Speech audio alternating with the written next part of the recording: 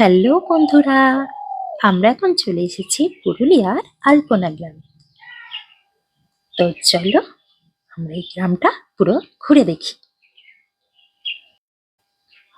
পুরুলিয়া জেলায় নির্দিষ্টভাবে কোনো একটি গ্রামকে সরকারিভাবে আলপনা গ্রাম বলা না হলেও বান্দুডি এবং লবণান্ধার গ্রাম দুটি তাদের বাড়ির মাটির দেওয়ালে আঁকা সুন্দর ও ঐতিহ্যবাহী আলপনার জন্য পর্যটকদের কাছে আলপনা গ্রাম বা ছবির গ্রাম নামে পরিচিত।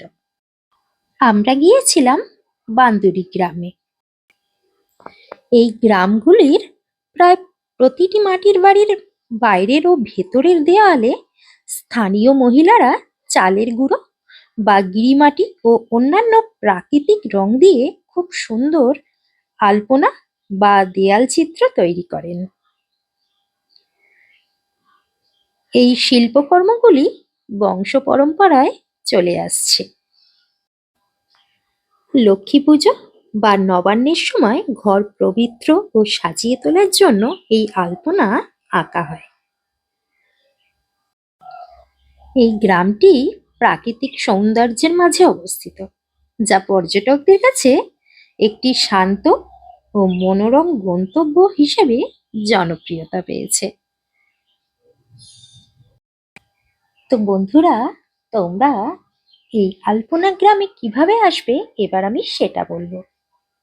হাওড়া থেকে সরাসরি ট্রেন আছে পুরুলিয়া যাওয়ার জন্য, যেমন রূপসী বাংলা এক্সপ্রেস, হাওড়া পুরুলিয়া এক্সপ্রেস। ট্রেনে উঠে তোমরা নামবে পুরুলিয়া টাউন স্টেশনে। সেখান থেকে স্থানীয় বাস বা যে কোনো গাড়ি ভাড়া করেই তোমরা চলে যেতে পারবে বান্দোটি গ্রামে। তো বন্ধুরা, পুরুলিয়ার এই সুন্দর সুন্দর জায়গাগুলো ঘুরে দেখতে যেই দাদা আমাদের সাহায্য করেছিলেন, ওনার নাম আর নাম্বার ডেসক্রিপশন বক্সে দেয়া রইল। তোমরা চাইলে পুরুলিয়া আসার আগে যোগাযোগ করেই নিতে পারো। আর বন্ধুরা, আমার ভিডিওটা যদি ভালো লেগে থাকে লাইক, কমেন্ট ও শেয়ার করে দিও।